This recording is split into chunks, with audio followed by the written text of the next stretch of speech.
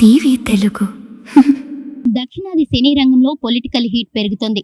ఇప్పటికే తమిళ super star Vijay రాజకీయాల్లోకి entry ఇచ్చి సంచలనం సృష్టించగా, ఇప్పుడు అందరి కళ్ళు Tollywood young tiger junior NTR పై పడ్డాయి.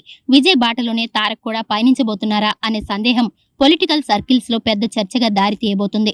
తమిళనాడులో దళపతి విజయ్ తమిళ వెట్రి కళగం పేరుతో పార్టీ పెట్టి సంచలనాన్ని సృష్టించారు. అయితే ఇప్పుడు తెలుగు రాష్ట్రాల్లోనూ అచ్చం అలాంటి సీనే రిపీట్ కాబోతుందా అంటే అవునని అంటున్నాయి రాజకీయ వర్గాలు. ఎన్టీఆర్ రాజకీయాల్లోకి రావడం పక్కా అని, అయితే అది విజయ్ స్టైల్లో ఉంటుందా అన్నది ఇప్పుడు ఆసక్తికరంగా మారింది. విజయ్ ఏ విధంగా అయితే సైలెంట్ గా గ్రౌండ్ వర్క్ చేసుకుని సేవా కార్యక్రమాల ద్వారా ప్రజలకు దగ్గరయ్యారో, తారక్ అభిమానులు కూడా అదే బాటలో నడుస్తున్నారు.